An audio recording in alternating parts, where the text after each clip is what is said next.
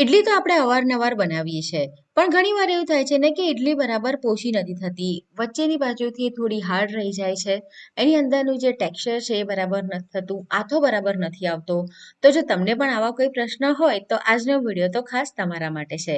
તો આજે આપણે બનાવવાના છે થટ્ટે ઇડલી. આપણે જે રેગ્યુલર ઇડલી બનાવીએ છીએ ને એના જેવી જ રીતની એની પ્રિપરેશન હોય છે, પણ એને સર્વ કરવામાં આવે છે પોડી મસાલાની સાથે.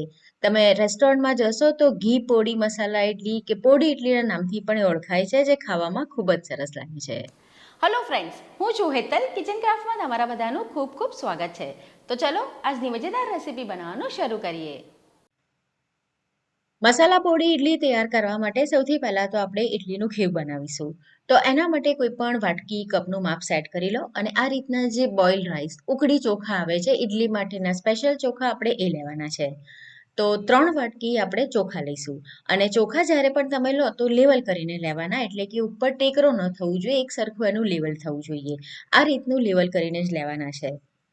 જો મેઝરમેન્ટ તમારું બરાબર નહીં હોય તો પછી ઇડલી તમારી બહાર જેવી નહીં બને. તો બસ આ વાતનું ધ્યાન રાખવાનું છે.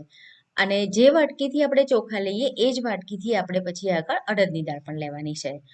અને ચોખા અને અડદની દાળ બંનેને આપણે અલગ અલગ પલાળવાના છે. તમારે ઢોસા બનાવવા હોય તો તમે એકસાથે પલાળી શકો, પણ જ્યારે તમારે એકદમ પોચી નરમ ઇડલી તૈયાર કરવી હોય તો ચોખા અને દાળને અલગ પલાળવાના. પાણીથી તમે ધોશો તો આ રીતનું વ્હાઈટ પાણી દેખાશે, તો 3 થી 4 વાર પાણીથી ધોઈ અને એને આપણે અલગ પલાળવા માટે રહેવા દેવાનું છે. અને જે અડદની દાળ લેવાની છે એને પણ આપણે એક અલગ બાઉલની અંદર પલાળીશું.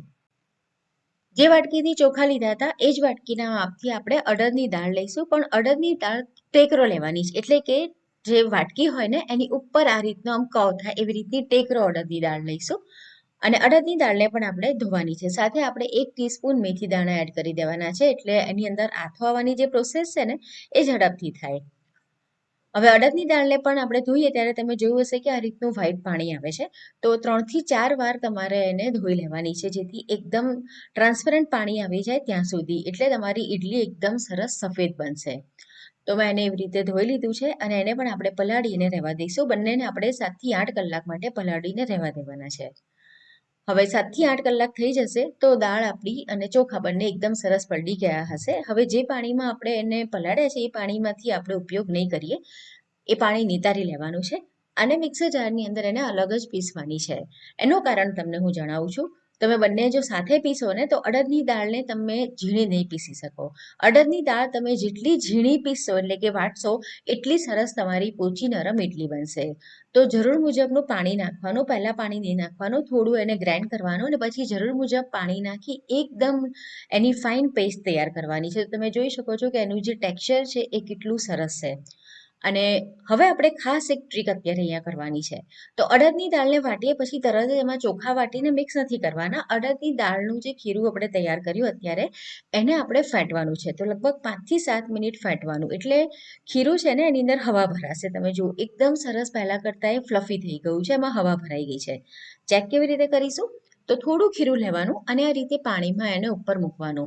અંદર સરસ હવા ભરેલી છે તો ખીરું ઉપર પાણીમાં ફ્લોટ કરશે. જો નીચે બેસી જાય તો તમારે થોડી બીજી વાર એટલે કે 5 થી 7 મિનિટ ફરીથી એને ફેંટવાનું. આ રીતને એને સરસ હવાવાળું બનાવવાનું, એરિએશન એની અંદર આપણે ક્રિએટ કરવાનું છે. હવે જે ચોખા હતા એને પણ આપણે વાટવાના છે. તો ચોખામાં પણ સેમ એ જ પ્રોસેસ છે. જે પાણી હતું એ આપણે નહીં લઈએ, ફક્ત ચોખા લેવાના અને વાટતી વખતે જરૂર લાગે તો આપણે બીજું પાણી એડ કરવાનું છે. જે પાણીમાં પલાળ્યા છે એ પાણી ઉપયોગમાં નહીં લેવાનું. અને અહીંયા મેં અડધી વાટકીના માપથી પૌવા પલાળીને લીધા છે. પૌવા નાખવાથી પણ આપણી ઇડલી એકદમ સરસ પોચી અને નરમ બને છે. તમે સાબુદાણાનો પણ ઉપયોગ કરી શકો છો, પણ ઘણા બધા લોકો સાબુદાણા નથી ખાતા હોતા, તો તમે આ રીતે પૌવા પણ લઈ શકો.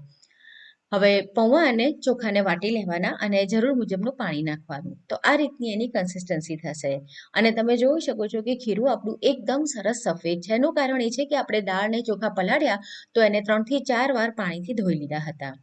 હવે ચોખા અને દાળનું જે આપણે ખીરું વાટ્યું છે બંનેને મિક્સ કરી લેવાનું છે બરાબર. આ રીતે જ્યારે તમે હાથેથી જ ખીરાને મિક્સ કરો છો તો એના કારણે એની અંદર હવા ભરાય છે, તો ઇડલી તમારી સરસ બને છે. તો બસ આ પ્રમાણે તમે જો ખીરું તૈયાર કરશો તો તમારી ઇડલી એકદમ સરસ પોચી રૂ જેવી નરમ બનશે. હવે અત્યારે આ વાસણ જે છે ને ઓલમોસ્ટ ભરાઈ ગયું છે, તો આપણે એને બીજા વાસણમાં ટ્રાન્સફર કરી દઈએ, મોટી તપેલીમાં, કારણ કે આથો આવશે ને તો હજુ એ થોડું ફૂલશે. હવે આથો આવવા માટે તમારે કેટલી વાર માટે એને રાખવાનું? તો જો ઉનાળાની સિઝન હોય તો લગભગ 6 થી 8 કલાકમાં આથો આવી જાય છે. પણ જો ઠંડીની સિઝન હોય અથવા તો તમે જ્યાં રહો છો ત્યાં ઘડી ઠંડી છે એટલે કે વાતાવરણ ઠંડુ જ રહેતું હોય છે, તો એવા સમય પર 12 થી 14 કલાક જેટલો સમય પણ લાગી શકે છે. અને એમાં તમે જો આ રીતે ખીરું તૈયાર કર્યું હશે તો આથો થોડો ઝડપથી પણ આવશે અને સરસ આવશે. તો ઢાંકી અને આપણે રહેવા દઈશું. તમે એને બંધ કિચન કેબિનેટમાં પણ મૂકી શકો. તો તમે જોઈ શકો છો કે આપણું જે ખીરું છે એની અંદર એકદમ સરસ આથો આવી ગયો છે, એકદમ સરસ ફર્મેન્ટેડ થઈ ગયું છે. હું તમને થોડું નજીકથી પણ બતાડું તો તમને આઈડિયા આવી જશે કે ખીરું આપણું કેટલું સરસ તૈયાર થયું છે અત્યારે. હવે તમારે જેટલું ખીરું ઉપયોગમાં લેવાનું હોય એટલા ખીરાની અંદર જ તમારે મીઠું નાખવાનું. બાકીનું ખીરું તમે ફ્રીજની અંદર સ્ટોર કરી શકો છો. ફ્રીજમાં મૂકો તો 3 થી 4 દિવસ સુધી અને ફ્રીઝરમાં મૂકો તો 15 દિવસ સુધી બિલકુલ જ ખરાબ નથી થતું. હા, ફ્રીઝરમાં મૂક્યું હોય તો જ્યારે ઉપયોગમાં લેવાનું હોય એના 3-4 કલાક પહેલા કાઢીને બહાર રાખવાનું. હું અત્યારે બધું જ ખીરું ઉપયોગમાં લેવાની છું તો મેં સ્વાદ મુજબનું મીઠું આની અંદર એડ કરી દીધું છે. બરાબર મિક્સ કરી લેવાનું છે. હવે આ ખીરામાંથી તમારે જો ઉત્તપમ બનાવવા હોય ને તો તમે બનાવી શકો છો. જે થટ્ટે ઇડલી હોય છે એ આ રીતની થોડી મોટી હોય છે. તો આપણી પાસે આવી ડીશ હોય તો એની અંદર આપણે મૂકી શકીએ છીએ. ઇડલીના મોલ્ડમાં એને તૈયાર કરવામાં નથી આવતી, એના માટેની અલગથી પ્લેટ પણ આવે છે. અને આજકાલ તો નવા જે સ્ટીમર આવે છે ને ઇડલી માટેના, એમાં થટ્ટે ઇડલીની પ્લેટ પણ આવે છે. પણ ઘરમાં આપણી પાસે ન હોય તો આ રીતની આપણી પાસે ડીશ તો હોય જ, તો તમે એની અંદર એને બનાવી શકો છો. તો આખું આપણે એને ભરીશું નહીં, કારણ કે તૈયાર થશે ને એટલે થોડી ફૂલશે.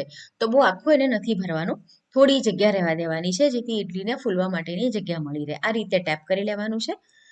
તેલથી મેં પહેલા જ ગ્રીસ કર્યું છે એટલે જ્યારે આપણે તૈયાર થશે ને તો ઇઝીલી એને બહાર કાઢી શકીશું. હવે સ્ટીમરની અંદર પાણી ગરમ કરવા મૂકી આ રીતે આપણે એને ગોઠવી દેવાની છે. ગેસની ફ્લેમ હાઈ રાખીશું અને 10 થી 12 મિનિટ માટે આપણે એને સ્ટીમ કરવાની છે. પાણી તમારું એકદમ સરસ ગરમ હશે ને તો ઇડલી તમારી ખૂબ જ સરસ બનશે. તો ઇડલી થાય ત્યાં સુધી આપણે પોડી મસાલો બનાવીએ. તો એના માટે અત્યારે મેં અડધો કપ ચણાની દાળ લીધી છે અને અડધો કપ મેં લીધી છે અડદની દાળ. બંનેને આપણે સ્લો ફ્લેમ ઉપર શેકવાની છે. 2 થી 3 મિનિટ પછી આપણે એને કાઢી દઈશું. અને ત્યાર પછી આપણને જોઈશે અહીંયા આગળ આખા ધાણા. તો મેં અહીંયા આગળ 1/4 કપ આખા ધાણા લીધા છે. જીરું લેવાનું છે આપણે 1 table spoon. Half table spoon આપણે અહીંયા મરી પાવડર લઈશું અને 2 ટેબલ સ્પૂન અહીંયા મેં તલ લીધા છે.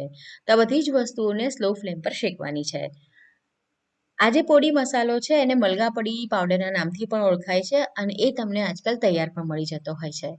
સાથે મેં અહીંયા આગળ કાશ્મીરી મરચાં લીધા છે, લગભગ 25 થી 30 નંગ જેટલા, જેથી કલર સરસ આવે પણ બહુ વધારે તીખો ન બને. તમે અહીંયા આગળ કાશ્મીરી મરચું અને નોર્મલ મરચું અડધી અડધી ક્વોન્ટિટી પણ લઈ શકો.